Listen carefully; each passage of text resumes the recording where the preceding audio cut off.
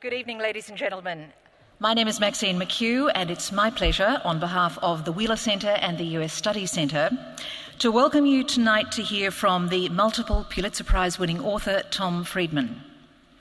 Since the late 1970s, Tom has been a reporter and a columnist for one of the world's great newspapers, the New York Times. Now based in the Times Washington Bureau, he occupies the office that once belonged to William Safire. He has joined us tonight to talk about the themes in his new book, That Used to Be Us. Tom grew up in St. Louis Park in Minneapolis in the 1960s. He came of age at a time when American supremacy was a given, and the nation's technological, manufacturing and educational edge the envy of the world. We all remember the teacher who opened our eyes to a wider world. And I think we can say that Tom hit pay gold when he signed up for Hattie Steinberg's Introduction to Journalism class at St. Louis Park High. In remembering her, Tom has written, "She was a woman who believed in getting the fundamentals right. Not simply how to write a lead or to accurately transcribe a quote, but more important, how to comport yourself in a professional way and to always do quality work." Well, there would still be countless Hattie Steinbergs in the American school system. But as Tom has documented, it's the students in countries now such as South Korea, Finland and China who now lead the way in international educational rankings. The need to reboot American education is a recurrent theme in Tom Friedman's writing, so much so that he has said that if he were starting out again today, as a young reporter, he would want to be the education correspondent for the Times, as he sees this as an issue of national security. Well, for my part, I'm very glad that Tom started where he did.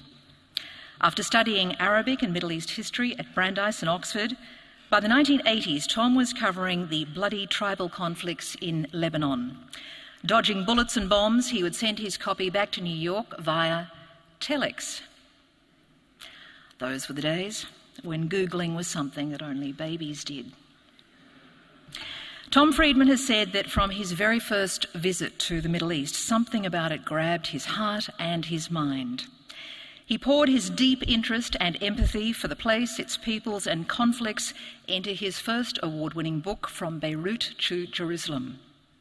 It set a standard and style that we've seen in Tom's work ever since, a punchy way of describing the bewildering and the complex, the perfect anecdote, and a direct, no-nonsense approach when it comes to dealing with the powerful.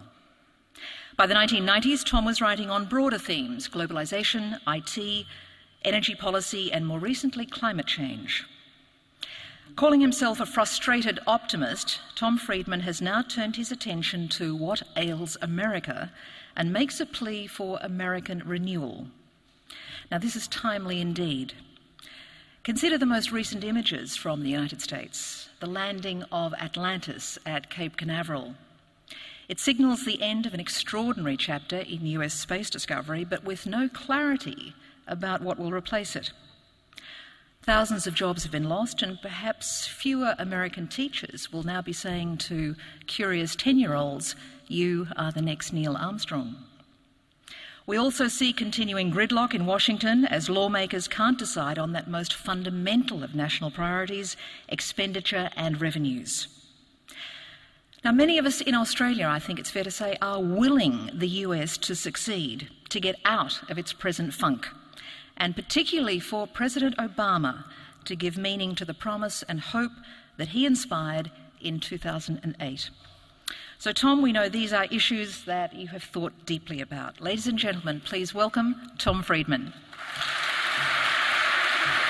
Thanks, Maxine. Thanks so much. Thank you. Thank you very much. It's a treat to be here back in Melbourne. And thanks to the Wheeler and the US Studies Centre and the Sydney Opera House for making this visit possible. We're going to try to do two things tonight. I don't get to Melbourne very often, so we want to cram a lot in. I'm going to talk for about a half hour about my new book, and then Maxine and I are going to have a dialogue up here and then open it to the audience. Every time I try to do something like this, I'm always reminded of the story when they were digging the channel under the English Channel, connecting Great Britain and Europe. And they put it out to bid, of course, and got bids from big contracting firms, 3 billion euro, 3.1 billion euro. Got one bid from the firm of Goldberg and Cohen in the East End of London for 100,000 euro. For fiduciary reasons, they had to check it out. Send a team out there, knocked on the door. Goldberg answered. Cohen was on the road. They said, Mr. Goldberg, how could you possibly dig a tunnel under the English Channel for 100,000 euro? He said, what's the problem? Cohen will start on one side with a shovel. Goldberg will start on the other. And we'll dig until we meet. Well, what if you don't meet? So you'll have 2 tunnels. So you may have 2 lectures tonight. You may have 1. It depends what happens with Maxine and myself. So, as Maxine said in the introduction, the kind introduction, I'm going to talk tonight, just for a few minutes, about a book I've just completed with a friend of mine, Professor Michael Mandelbaum from Johns Hopkins University. And it's a book on a subject I've really never taken on. It's about my own country. It's about America. And the book is called That Used to Be Us: How America Lost Its Way in the World It Invented and How We Can Come Back. It'll be out in September. Whenever we tell people about the title, they always ask us, but does it have a happy ending? And we tell everybody the same thing. It has a happy ending. We just can't tell you whether it's fiction or nonfiction. We're still working on that. And that's a little bit what I want to talk about this evening. A lot of people would ask us, I'm kind of a foreign policy guy, foreign affairs columnist for the New York Times. Michael's a professor of foreign policy at Johns Hopkins. They said, what are 2 foreign policy guys writing about domestic politics? And the answer is very simple. We've been friends for, some 20 plus years, and we talk weekly, sometimes daily, about foreign policy. And we started to notice something over the last 3 or 4 years, that every conversation we were having would start with foreign affairs and end up talking about America, American domestic politics, and increasingly paralysis. And we finally concluded that really America, its fate, vigor, vitality, and future were really the biggest foreign policy issue in the world. And that we really couldn't think about foreign policy without taking on that challenge. And that's why we wrote the book. We have a very simple, I think, view about America, which is that right now, for the first time, the American dream, this notion that each generation will pass on to the next a better standard of living, that dream is now in play and in peril.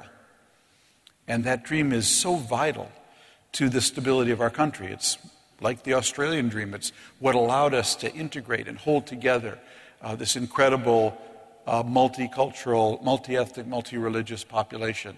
The notion that everyone can succeed and do better than their parents. And that dream, that growth model is really central to America's ability to project its power in the world. And, there's a lot of things America gets wrong in the world. We could catalog them all night. There's a lot of things I think we get right or try to do. But I think we are central to providing the kind of tent pole that holds up the stability of the world.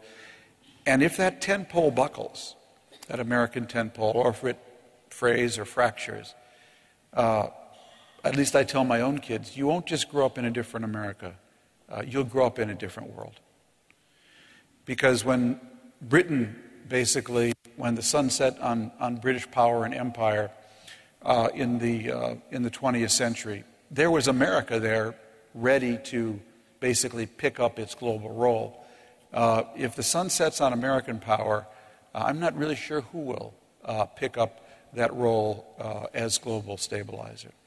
So those were just some of the reasons that motivated us to take on this book. And just to pique your interest a little bit, I'm going to read from the first page of the book, The first chapter of the book is actually called If You See Something, Say Something. And for those of you who have visited America recently, you'll know that's actually the motto of the Homeland Security Department. It's what you'll hear in airports and railroad stations and bus stations all across America. If you see something, say something. This is a book about America that begins in China. In September 2010, I attended the World Economic Forum's summer conference in Tianjin. 5 years earlier, getting to Tianjin had involved a 3.5-hour car ride from Beijing to a polluted, crowded Chinese version of Detroit. But things had changed. Now to get to Tianjin, you head to the Beijing South Railway Station, an ultra-modern flying saucer of a building with glass walls and an oval roof covered with 3,246 solar panels. You buy a ticket from an electronic kiosk offering choices in Chinese and English and board a world-class high-speed train that goes right to another roomy modern train station in downtown Tianjin. Said to be the fastest in the world when it began operating in 2008, the Chinese bullet train covers 115 kilometers in 29 minutes. The conference itself took place in the Tianjin-Beijing Convention and Exhibition Center, a massive, beautifully appointed structure, the like of which exists in few American cities. As if the convention center wasn't impressive enough, the conference's co-sponsors gave some facts and figures about it. They noted that it contained a total floor area of 230,000 square meters, almost 25 million square feet, 2.5 million square feet, and that the construction of the Beijing Convention Center started on September 15th, 2009, and was completed in May 2010. Reading that line, I started counting on my fingers. Let's see, September, October, November, December, January, 8.5 months. Returning home to Maryland from that trip, I was describing the Tianjin complex and how quickly it was built to my co-author, Michael, and his wife, Anne. At one point, Anne interrupted, "Excuse me, Tom, have you been to our subway stop lately?" We all live in Bethesda, Maryland, outside Washington, D.C., and often use the Washington Metro subway to get to work. I had actually just been in the Bethesda station and knew exactly what Anne was talking about. The 2 short escalators there had been under repair for nearly 6 months. While one was being fixed, the other was closed and had to be shut off and converted into a 2-way staircase. At rush hour, this was creating a huge mess. Everyone trying to get on or off the platform had to squeeze single file up and down one locked-down escalator. It sometimes took 10 minutes just to get out of the station. A sign on the closed escalator said that its repairs were part of a massive modernization project. What was taking this modernization so long? We investigated. A spokeswoman for the Washington Metro Authority told the Maryland Community newspaper that repairs were scheduled to take about 6 months and were on schedule. Mechanics needed 10 to 12 weeks to fix each escalator. A simple comparison made a startling point. It took China's Teddy Construction Group 32 weeks to build a world-class convention center from the ground up, including giant escalators in every corner, and it was taking the Washington Metro crew 24 weeks to repair 2 tiny escalators with 21 stairs each. On November 14th, the Washington Post ran a letter to the editor from Mark Thompson, who wrote the following: "As someone who has ridden Metro for more than 30 years, I can think of an easier way to assess the health of the escalators. For decades, they ran silently and efficiently. But over the past several years, when the escalators are running, aging or ill-fitting parts have generated horrific noises. That sounds to me like a Tyrannosaurus Rex trapped in a tar pit, screeching its dying screams." The quote we found most disturbing, though, came from Maryland Community News. It said that long lines at rush hour had caused the seemingly endless Metro repairs. "My impression standing on line is people have sort of gotten used to it," said Benjamin Ross, who lives in Bethesda and commutes every day. People have sort of gotten used to it.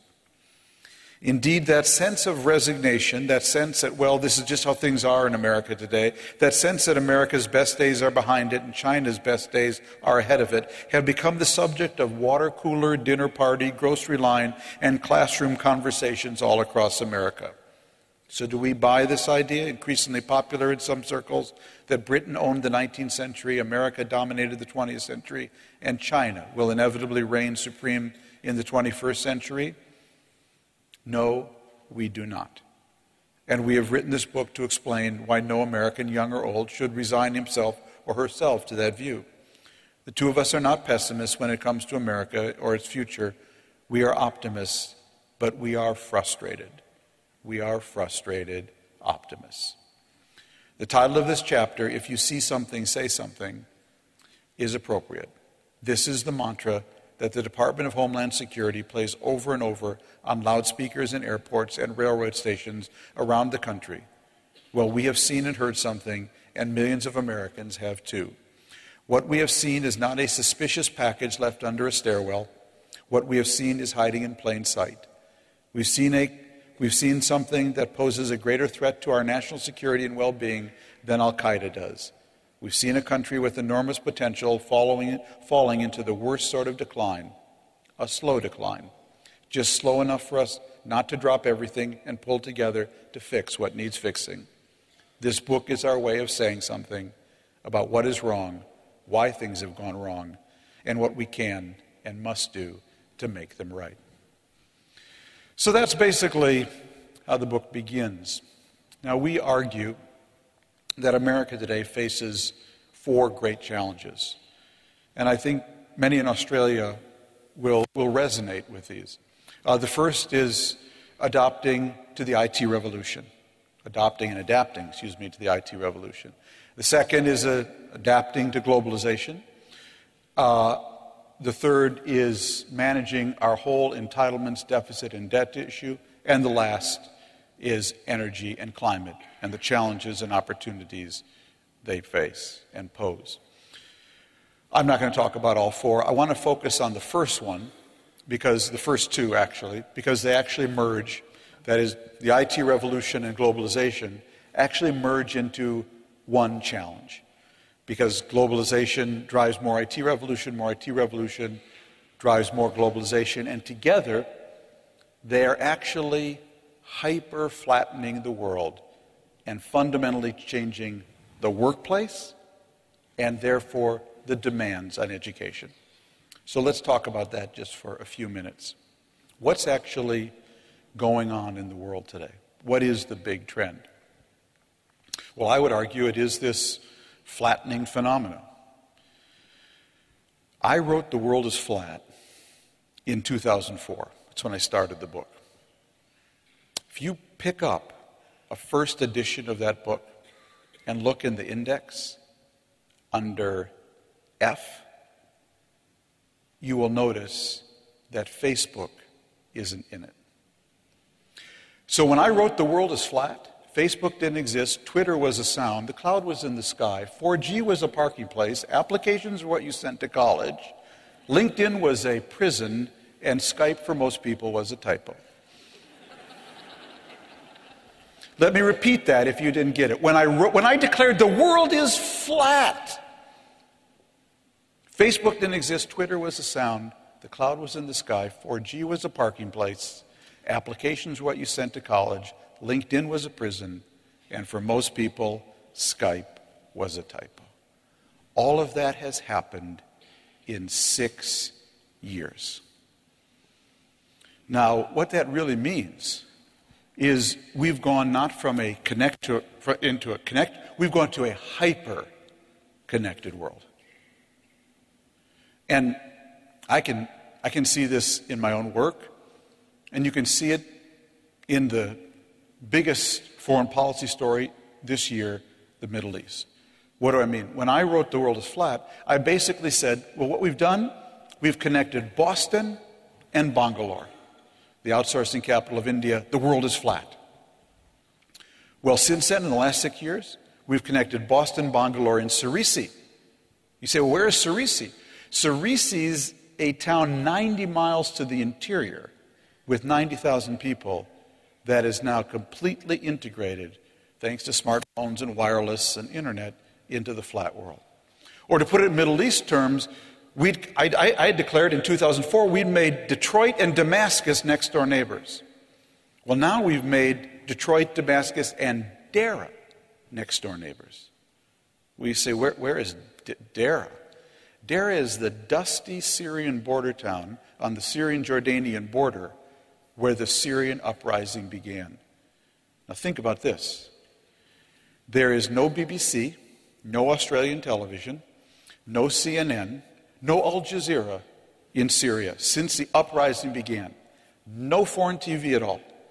Yet every night you can see on your TV, on Australian TV, certainly on American TV, news footage of the uprising from Syria. And you know, if you look at the bottom corner of those news footage, very often it'll just say SNN. SNN stands for Sham News Network. Sham News Network, I would suggest that 10 people in the front row here have enough money in their wallets to have started Sham News Network. It's a group of young people who are basically uploading flip cam and cell phone video onto YouTube and feeding it to every network in the world. By the way, we have no idea who Sham News Network is. Yet they are telling the whole story from Syria, beginning in a dusty border town called Dera that 6 years ago was not connected. So that's really what's going on. I would argue that's the biggest trend in terms of the IT revolution and globalization, this hyper-connecting of the world. And I see this everywhere. I was in India last year and I came across an article in the Hindustan Times that really struck me.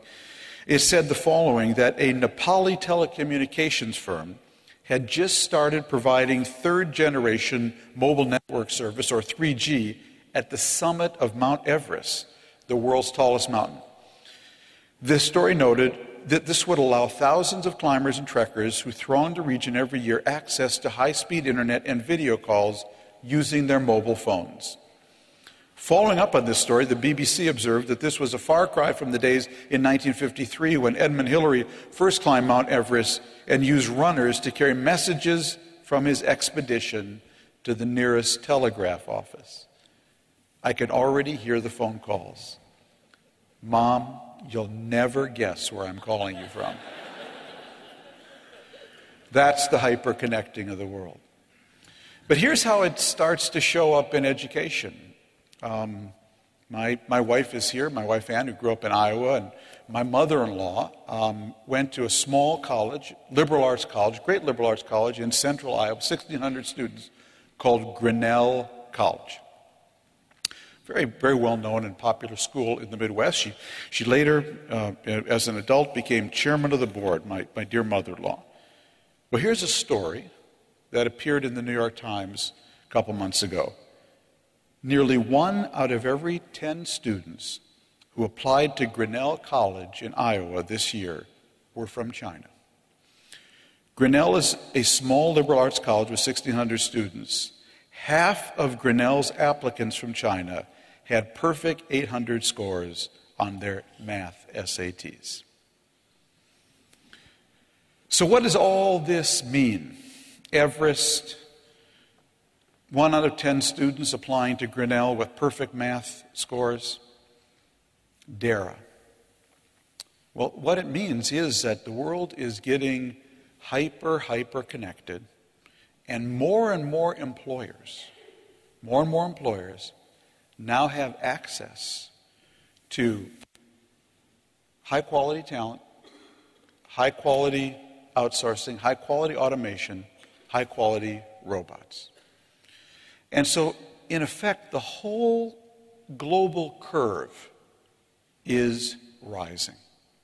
The whole global curve is rising. And what this is doing to the labor market is something that labor economists, in their jargon, speak of and describe as skills-biased polarization. So skills-biased polarization means if you have critical thinking and reasoning skills and can operate technology and manage that, if you're at the high end of the labor market, you're going to be fine. If you're at the local end of the labor market, you're a butcher, a baker, a candlestick maker, you'll be fine. If you're in the middle, you're under more pressure now than ever before.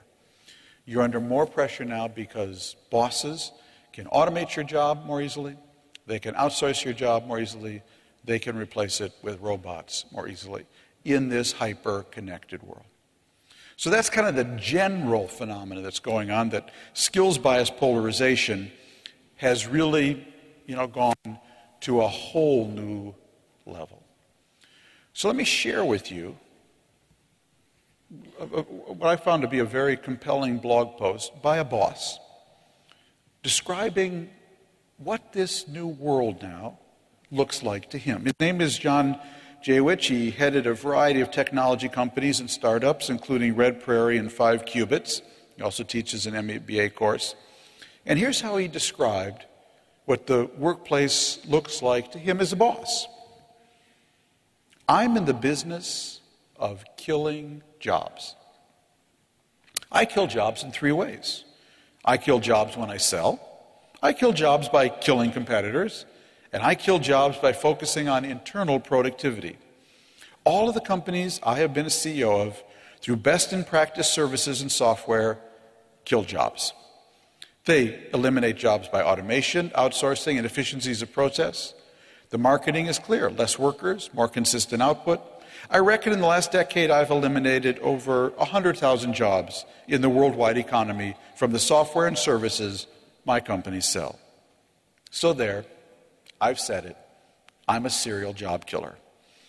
Any job that can be eliminated through technology or cheaper labor is by definition not coming back. The worker can come back. They most often come back by being underemployed. Others upgrade their skills and return to previous levels of compensation.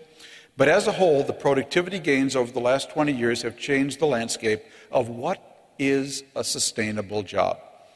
So what then is a sustainable job? The best way I can articulate that, says Jawich, what is a sustainable job, is to tell you, as a job killer, a sustainable job is a job I can't kill. I can't kill creative people. There's no productivity solution or outsourcing that I can sell to eliminate a creative person. I can't kill unique value creators. A unique value creator is, well, unique. They might be someone with a relationship with a client.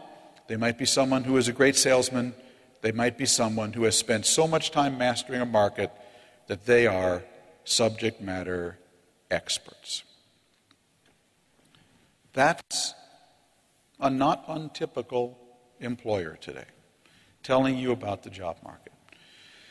Embedded in his comments, though, is a very important message. Because in the old days, labor economists would have told you, well, you want to be either high-end, what they call non-routine worker, but a doctor, a lawyer, a professor, a scientist, hopefully a columnist at the New York Times, or you want to be a local non-routine worker. Again, the butcher, the baker, the candlestick maker. But you don't want to be routine, because any job that can be described by an algorithm can now be outsourced. But here's what's changing.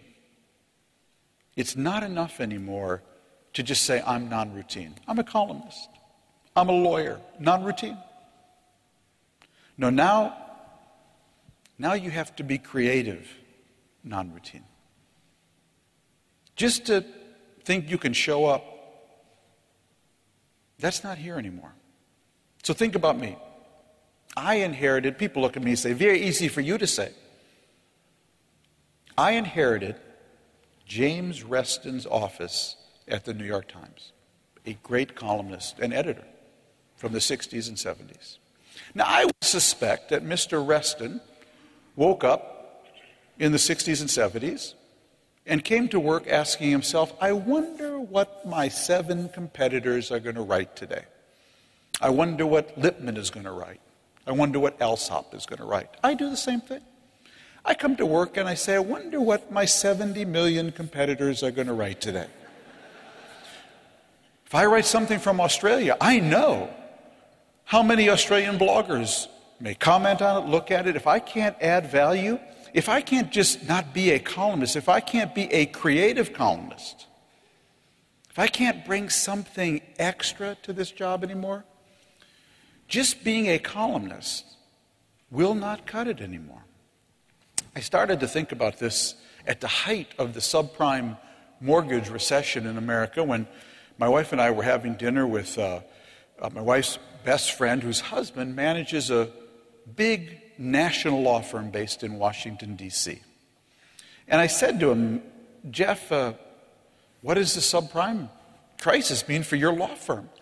He said, oh, we're laying off people. I said, that's interesting. Who gets laid off first? He said, well, it's not who you'd think. It's not who you'd think. The people who are getting laid off are the people who, when we were in a bubble and we had a lot of work, we took that work, we handed it to them, they did it fine, and they handed it back. Some of them are gone now.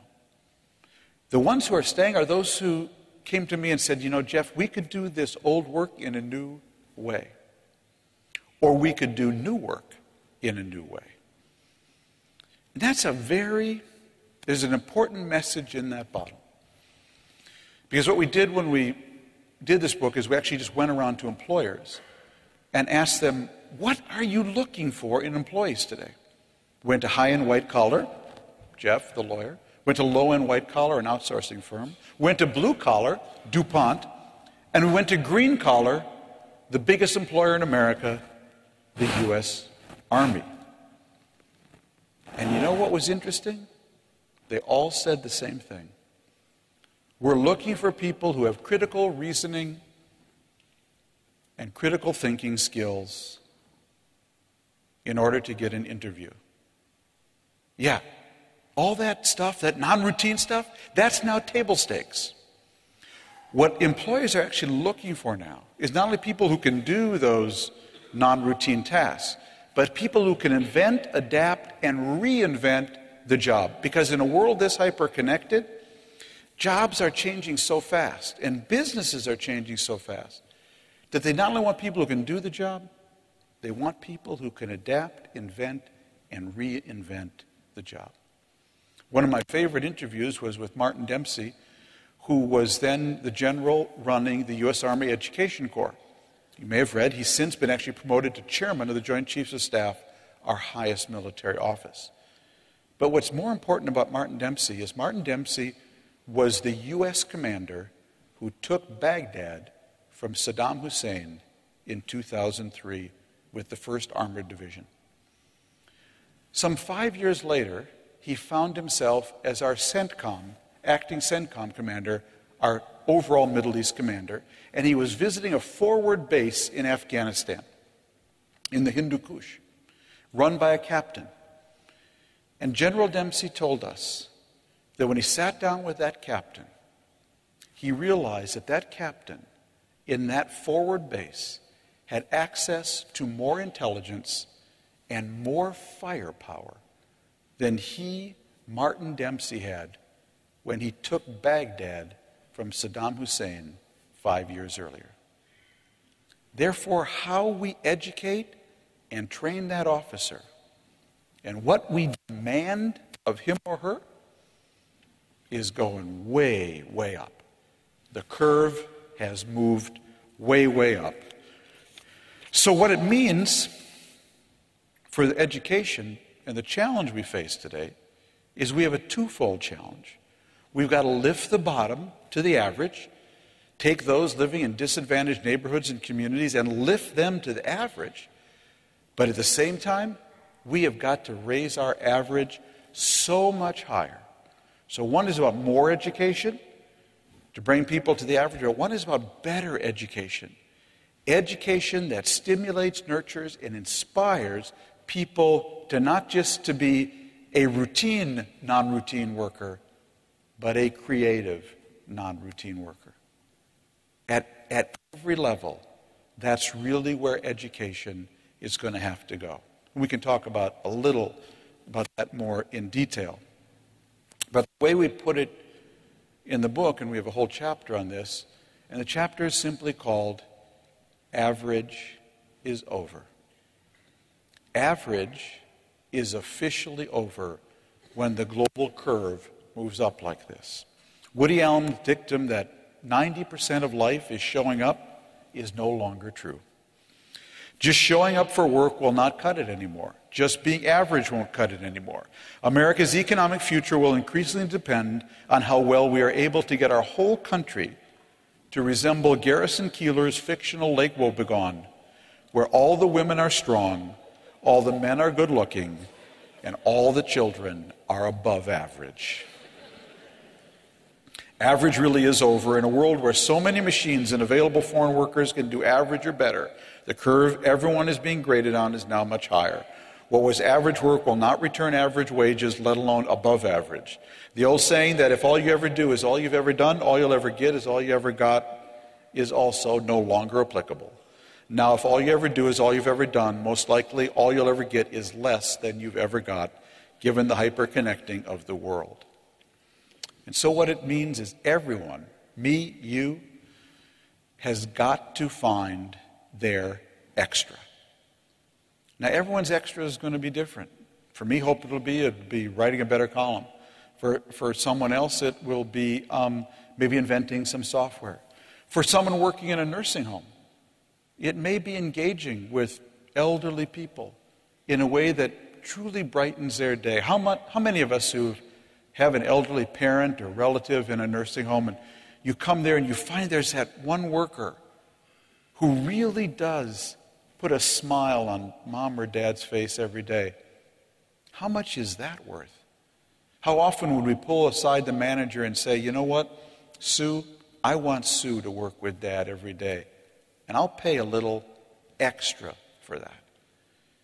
Every one of us is going to have to find our extra, and what education is going to have to be about is nurturing, teaching, and inspiring people to be their own startup. My friend Reid Hoffman is about to come out with a book that I wrote recently, which I really like. It's called The Startup of You. And all of us, in a way, are going to have to think like startups to find our extra. Let me end by just making a couple of points about how one finds this extra. That a good exercise to go through in thinking about how we educate people to find their extra and how we educate our kids to understand that this is the world they're going into is think like an immigrant, think like an artisan, and think like a waitress. Those are my 3 pieces of advice for my kids. Every American worker today should think of himself as an immigrant. What does it mean to think like an immigrant? It means approaching the world with the view that nothing is owed you, nothing is given, that you have to make it on your own. There is no legacy slot waiting for you at Harvard or the family firm or anywhere else. You've got to go out and earn or create your place in the world, and you have to pay very close attention to the world in which you are living. That's what immigrants do. As with all immigrants throughout history, all Americans now find themselves, all Australians now find themselves, in new and in many ways unfamiliar circumstances in this hyper-connected world. In important ways, in the hyper-connected world of the 21st century, we are all immigrants. It's a very good mindset with which to approach the job market. But everyone also should think of themselves as an artisan. That's the argument of Professor Lawrence Katz at Harvard. He's a labor economist, and Larry argues that artisan was the term used before the advent of mass manufacturing to describe people who made things or provided services with a distinctive touch and flair in which they took personal pride, which was almost everyone prior to the Industrial Revolution. The shoemaker, the doctor, the dressmaker, the saddle maker. Artisans gave such a personal touch to whatever they did, they often carved their own initials in somewhere. They lived in a world where they were all defined by their extra. Again, it's a good mindset to have for whatever job you're doing. Would you want to put your initials on it when it's done? Finally, think like a waitress. So in August 2010, I was back in Minneapolis, my hometown, having breakfast at the Perkins Pancake House with my best friend, Ken Greer. It was 7 in the morning, and he ordered 2 scrambled eggs and fruit, and I ordered 2 scrambled eggs and 3 buttermilk pancakes. The waitress came, put down our plates, and all she said to Ken was, "I gave you extra fruit." She got a 50% tip from us. Because she didn't control much, but she controlled the fruit ladle.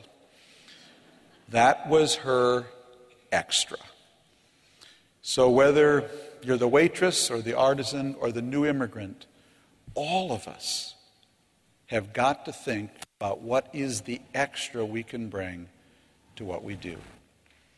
Because we're basically entering a world in which the old model of countries, developed and developing, that's over. That's like so round world. Okay? In the flat world, countries are going to be divided between HIEs and LIEs. High imagination enabling countries and low imagination enabling countries. You see, if I've got this, the spark of an idea now, something extra, I can actually go to Delta in Taiwan and they'll design it for me. Skip over to Hangzhou and Alibaba, we'll find me a cheap Chinese manufacturer. Pop over to Amazon.com and they'll do my delivery and fulfillment. Go to freelancer.com, they'll give me my logo, and Craigslist, I'll find my accountant. They're all commodities, except this. And you want to have a country where everybody is doing this. Because the world really is going to be divided between high imagination enabling and low imagination enabling. I want America, and you want Australia, to be an HIE. Let me stop there and invite up. Thank you. Thank you.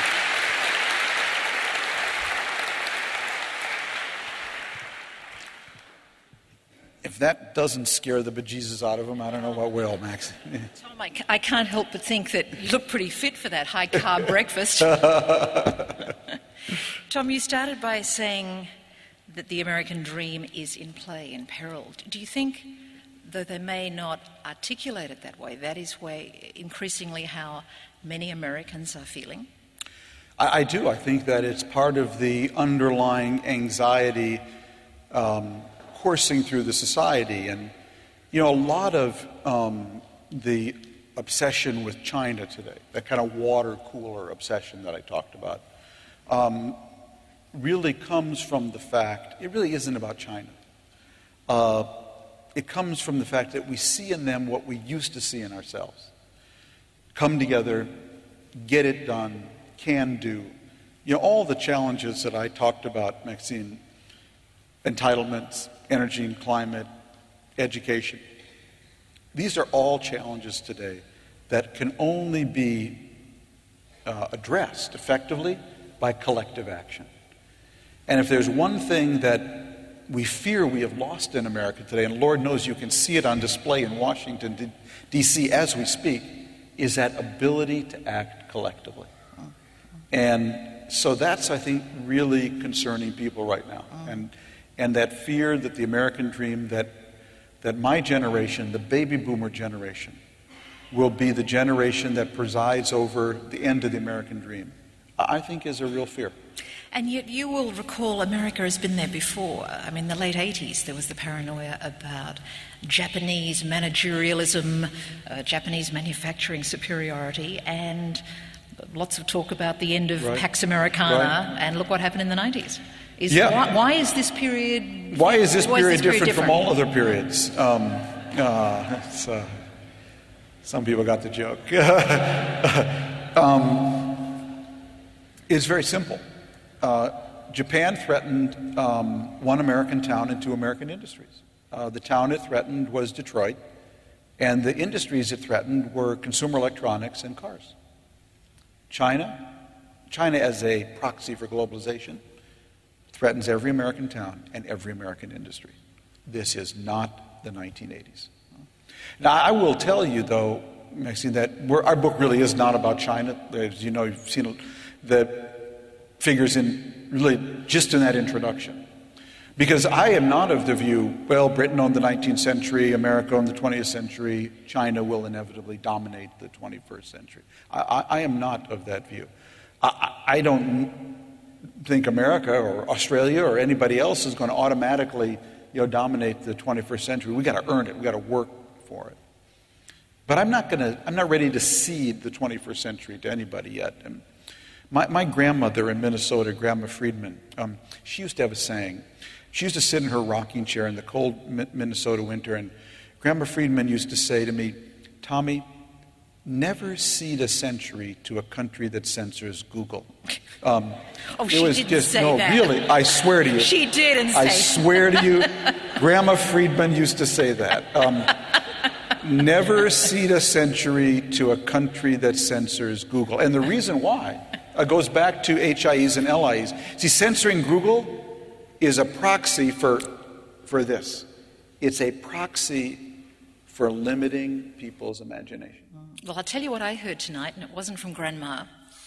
It was a report about the debt ceiling crisis, the imbroglio, and the chief commentator in this news report was Chinese. I thought that was a sign of the times. Yeah, now, tell us about that, Tom. I mean, what is the end game here? What's going on? I wish I knew. We're in terra incognita. We have a faction of the Republican Party that is obsessed with the issue of not raising taxes, but cutting spending. And they really propelled the Republican Party into power. They really were the engine, the Tea Party, that brought them in. And John Boehner now, the Speaker of the House, the leader of the Republican majority in the House of Representatives, is trying to get them to agree to just the minimal deal. And as when I left my hotel, they still hadn't. I mean, there is a Taliban quality to this minority, and I am not fans of these people. My view of the Tea Party is that they're really the tea kettle party. They're about letting off steam. But steam without an engine will not take you anywhere. If their concern is fiscal rectitude, I want to know, where were they when George Bush was racking up the debt? Yeah, I mean, it's a lot of people have made that point. I mean, that the amount of debt, that Obama is responsible for, and has only been there for 2 years, is a fraction, and much of it is derivative of the crisis that he inherited. There's something very troubling about this, because there is a sense that one fears that what these people are really out to do is to destroy Obama's presidency, and I don't think some of them are innocent of that intention. And so I don't know how this is going to play out. We haven't seen this before. There's almost a suicidal. Some of them know they're never going to get reelected, that this was a freak how they got in. And some of them don't care if they get reelected. And so forget me reasoning with them. John Boehner seems to be having a hard time getting through to them. And so I find it very troubling. It points to the wider issue, and you touch on this in your book, Tom, and that is that you make the point you come from a state that produced people like Eugene McCarthy, Mondale, other Republican centrists. Right. It begs the question, can a viable political centre be recreated in America today? Well, we talk about this in the book because we have a chapter on politics, and you see so many things have come together to conspire against the political center. You have, thanks to Google Maps now, the gerrymandering of districts down to the atomic level. So that is designing districts so they will be automatically Republican or automatically Democratic. And what that means is that when a district is automatically, say, Republican, the only election is the primary. because a Democrat can't win, or vice versa in a Democratic district. Well, if the only election is the primary, and I'm a Republican, then I just know one thing, and you know this, Maxine, from your own political career, that the only thing that can defeat me is someone to my right. Okay, if I'm a Republican in a safe district, the only thing I have to fear is a challenge from another Republican, and that can only almost likely come from my right. Same for a Democrat, it can only come from my left. So what that means is it produces a Congress of people who hew farther and farther to the left or right to basically survive politically. Then you put them all, in the same room. Now, then you add over that the issue of money and the need to raise now large amounts of money from corporations. And that means you're going to have to basically sell yourself to one person or another. Then you overlay on that 24-hour cable. And what 24-hour cable did, 24-hour cable in America was basically the outgrowth of the O.J. Simpson murder trial. But as Jon Stewart has pointed out, O.J. Simpson doesn't murder his blonde wife every day, okay?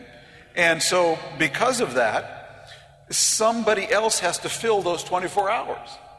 And what we filled it with is what I would call the politics of sports. So we have ESPN, we also have PSPN, the Politics Sports Network. And the way you get on PSPN is by saying outrageous things. I mean, Michelle Bachmann, that's how she rose to, all that's missing for some of these people is a Tarzan outfit, and they would be well qualified for all-star wrestling. So now you put all these together, the media dimensions, the money dimensions, the gerrymandering dimensions, and you start to imagine what the Continental Congress would have sounded like with CNN there, and cable TV, and people shoving a microphone in Ben Franklin's face, and how do you feel about small states? And then he's on Fox TV, and they're denouncing him, and it's a scary So thought. I guess the point, how are you going to do the rebuilding that you have argued about in the book while you're still shouting at each other? Well, one of the things we've argued is that we need shock therapy. We advocated shock therapy for the Soviet Union at the end of the Cold War. We're the ones who now need shock therapy. And the shock is going to come in one of two ways. And this takes us back to the debt argument. You see, we can either deal with this debt issue like going to the dentist, getting a rotten tooth removed with Novocaine, with the caring and gentle and professional hands of your dentist. That would be Republicans and Democrats coming together around a rational plan. If we don't do that, the tooth will come out, but the dentist will be the market. Now, having the market remove your rotten tooth, that's like having your dental work done by a caveman with stone tools. The tooth will come out, but probably will 4 others around it, and there'll be blood everywhere, And that's basically what we're courting now. So the tooth will come out. The debt issue will be resolved. Have no doubt about that. The only question is, do we do it by collective action, or does the market do it? But the tooth is coming out.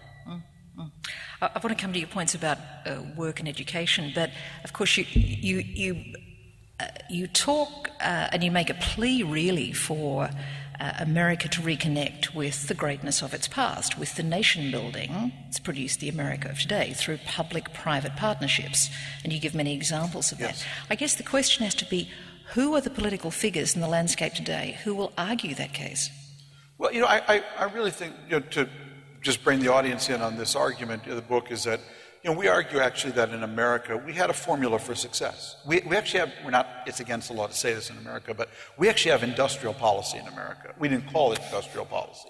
But we actually had a formula for success, and it was built on 5 basic pillars. It was educate the population up to and beyond whatever the level demanded of the technology of the day, whether it's universal primary education when we had agricultural economy, or universal high school education as we moved into the Industrial Revolution, and now in a knowledge economy, obviously, post-secondary education. It also included, second pillar was infrastructure, build the best infrastructure, roads, airports, telecommunications. The third was immigration. Attract the world's first-round intellectual draft choices to your shores, where they will start new companies, and also at both the high end and the less skilled end, bring enormous energy to your society. The fourth was rules. You got to get your rules and regulations right. The rules to incentivize risk-taking, but rules also to prevent you from recklessness. And those are really critical. And lastly, government-funded research to push out the boundaries of knowledge so our innovators and venture capitalists can pluck off the best flowers and start the next Google and the next Facebook and the like. So that was really our formula for success. And it goes back to Hamilton, but you see it like with Lincoln. In the middle of the Civil War, Lincoln passed the Morrill Act that created our land-grant universities. The University of Nebraska, the University of Minnesota, University of Wisconsin. That was in the middle of the Civil War. Lincoln built the National Railroad connecting the Atlantic to the Pacific in the middle of the Civil War. And that was a huge contribution to our infrastructure. He passed the Homestead Act that settled the West. He created the National Academy of Science. So every president has really contributed to this formula, and now it's really started to slow down. If you look at all the indices, and this is not because of President Obama, I think he's doing his best, but you look at all the indices today, education, whoop, infrastructure, boop, immigration, boop, rules for capital formation, how'd you like that subprime crisis, boop, government-funded research, boop. So if you actually look at the 5 pillars of our success, the arrow is pointing down on all 5. And that's very troubling. Yeah. But of course, you did have a lot of creativity on Wall Street.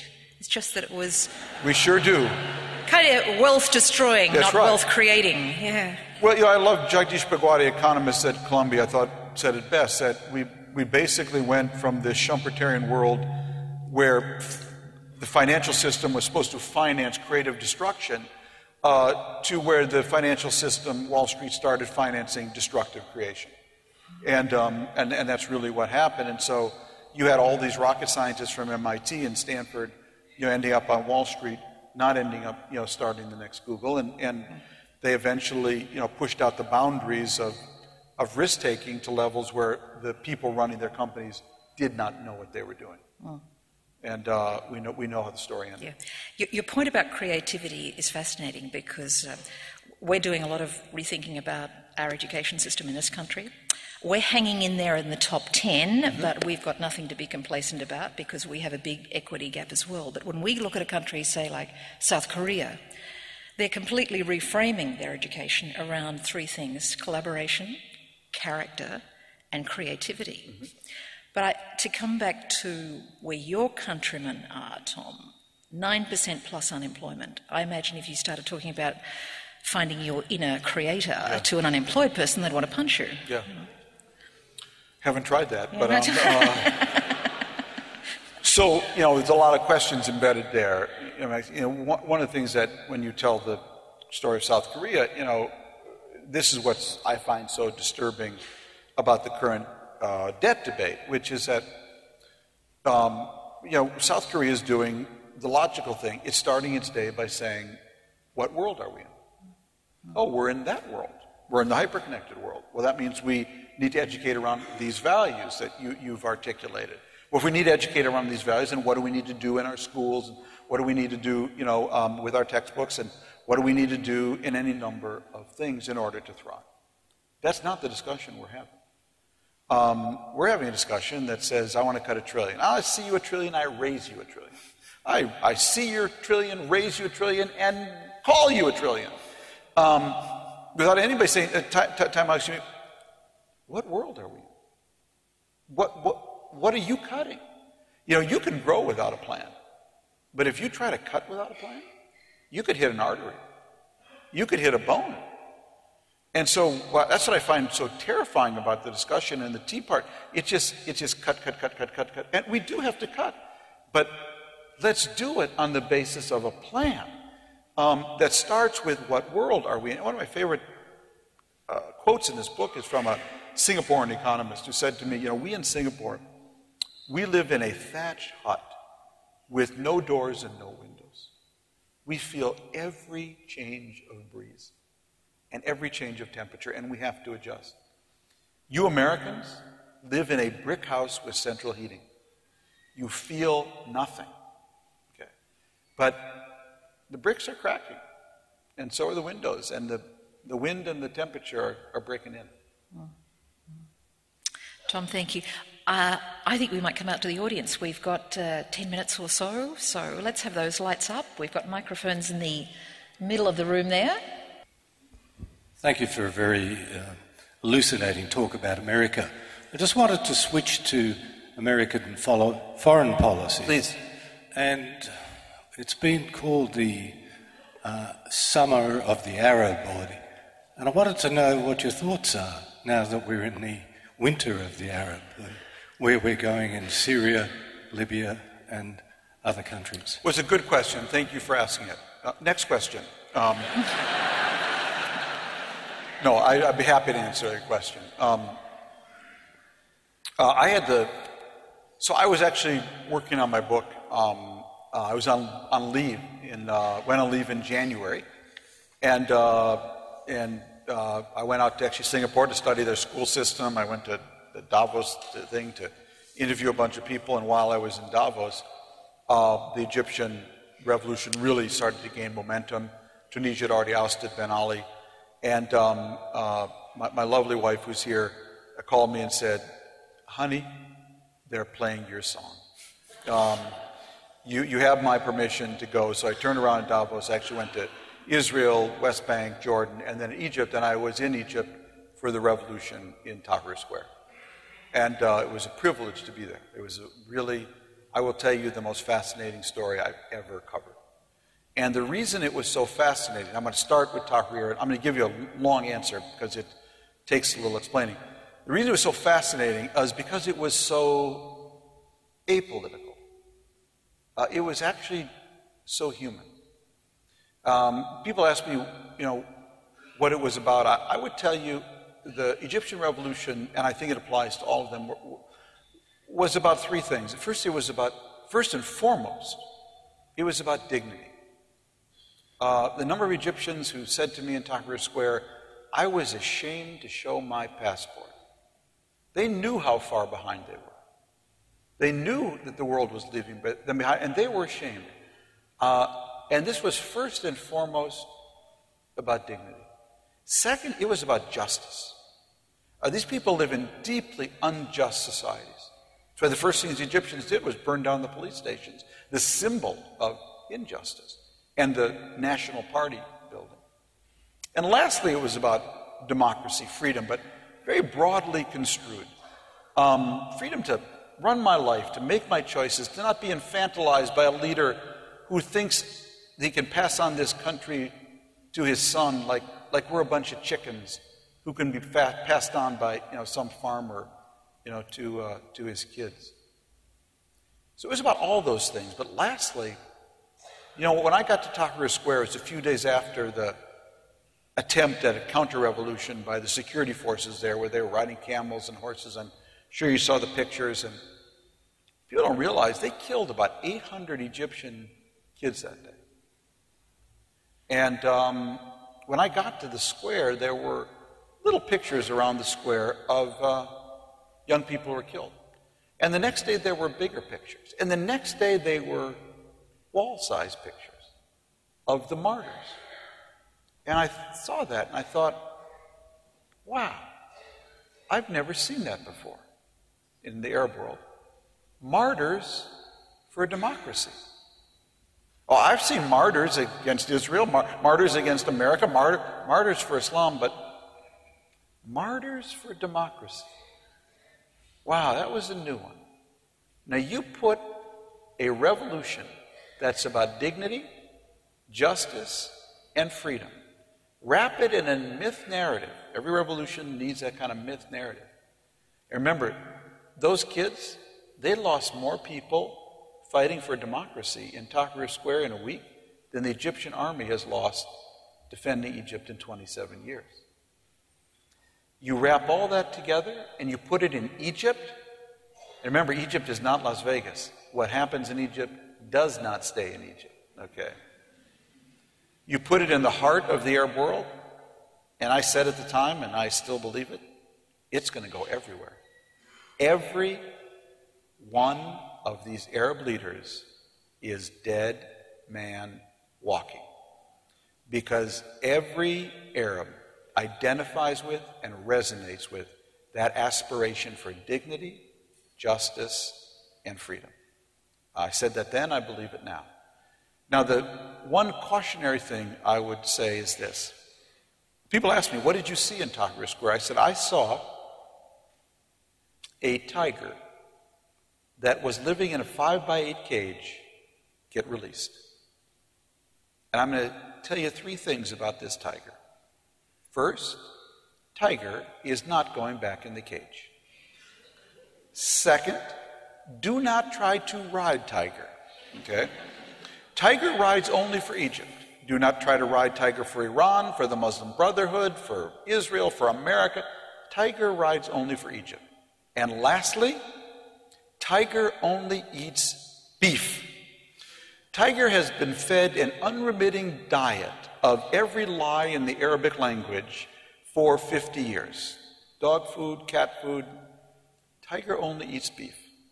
Now, the people who understood this best are the Egyptian generals, who are sort of running the show there until there's an election.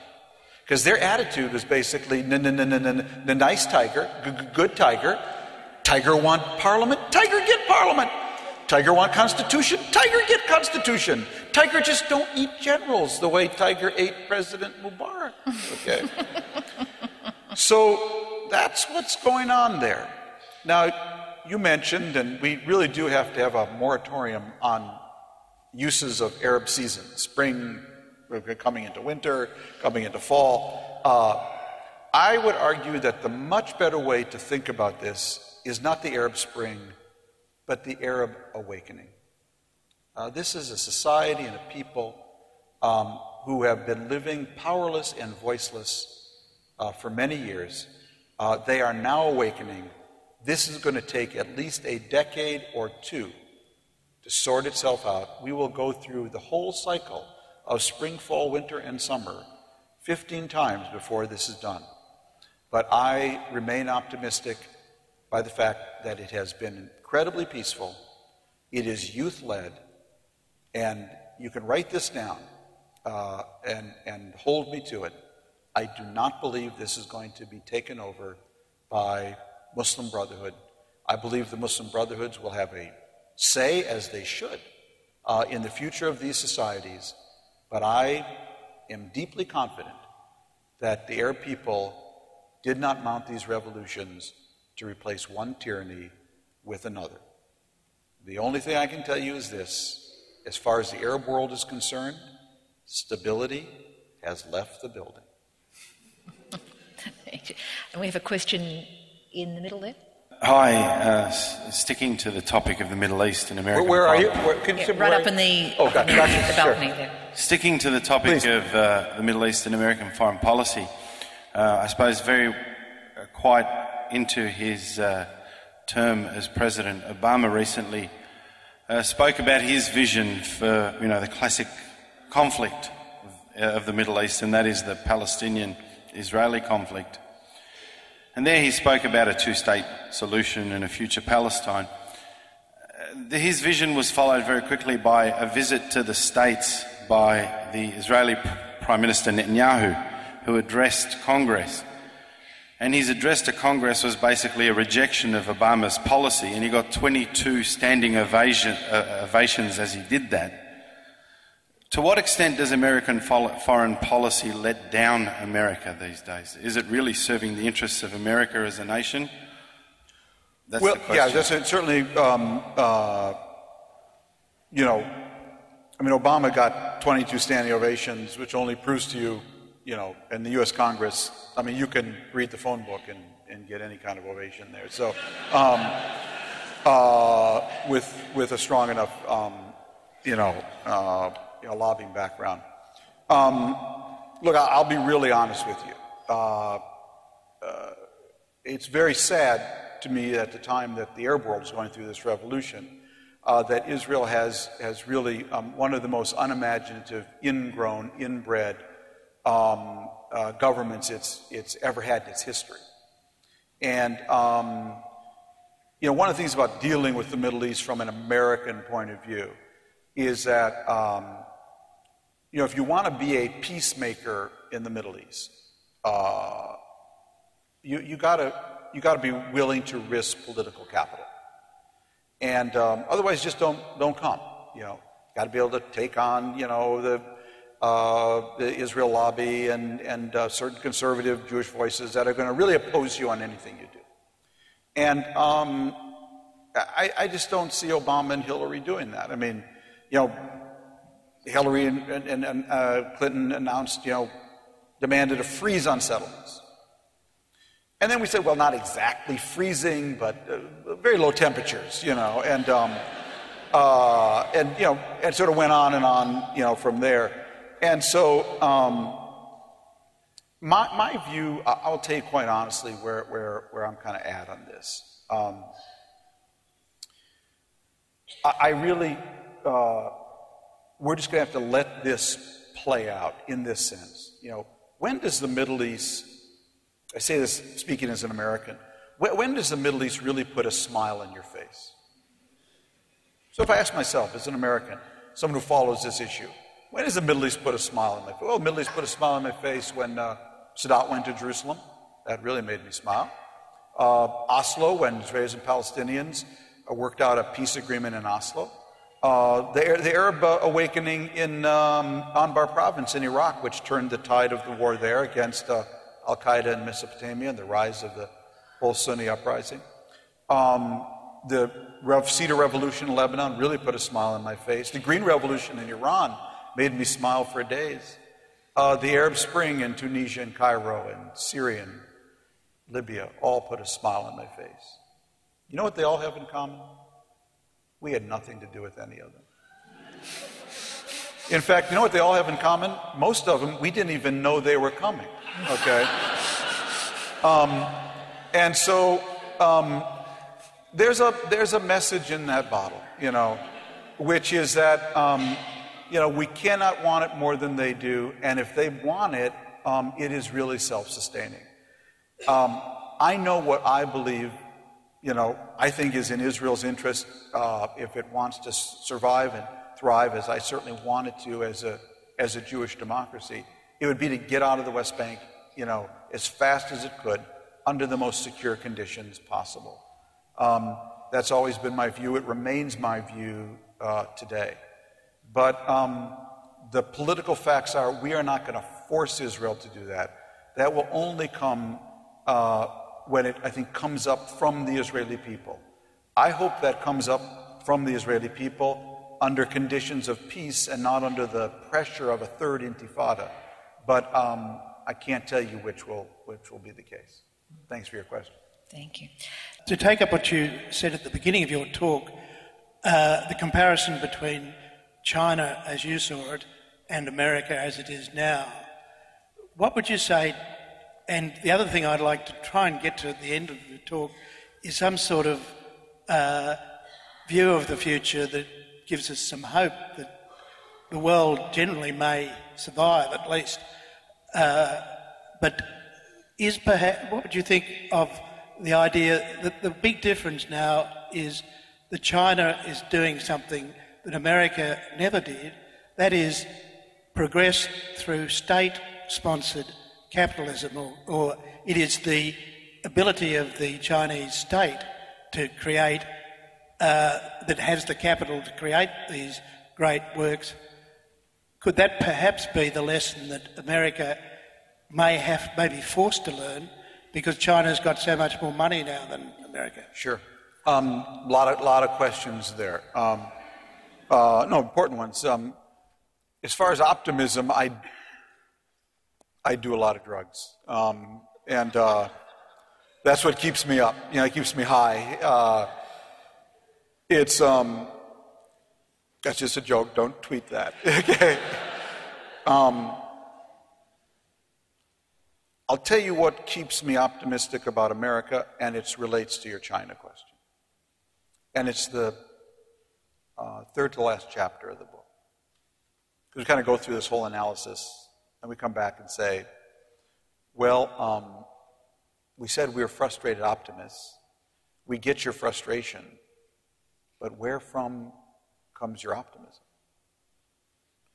And my optimism about America comes from the fact, and it's the title of this chapter, is that our country is still blessedly full of people who just didn't get the word.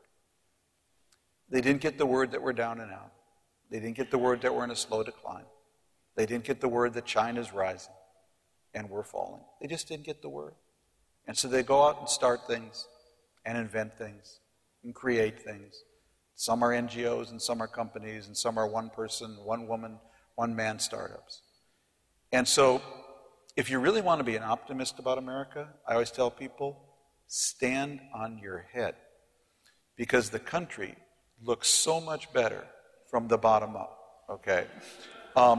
It's just full of people who didn't get the word, or as one Marine colonel said to me when I asked him why the surge in Anbar province, we were just too dumb to quit. So the country is still full of people just too dumb to quit. And that's why when I describe America to people these days, I often say it's really like watching the space shuttle take off. You know, all this incredible thrust coming from below, that's all those people out there who didn't get the word. But in our case, the booster rocket, Washington, D.C., is now cracked and leaking energy. And the pilots in the cockpit are fighting over the flight plan. And that's why we can't achieve escape velocity right now, to get into the next orbit and sort of get into that sort of next phase of what for us would be the American dream and how we sustain it. But thank God there is still that thrust coming from below.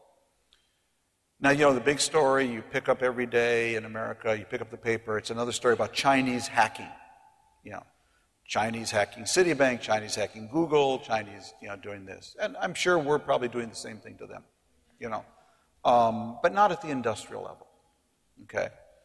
And when I see those stories, China hacking into Intel or whatever, I always think to myself, excuse me, guys, but can I just give you some advice about this hacking thing? All the stuff we're stealing in America is actually hiding in plain sight. It's called the Declaration of Independence, the Constitution, the Bill of Rights, the Jefferson Memorial, the Washington Memorial, and the Lincoln Memorial. When they copy those, I will worry, okay? Then I think we'll worry. But if your game is to hack in and steal this or that, there's always going to be one more thing we're going to invent that you're going to have to try to steal.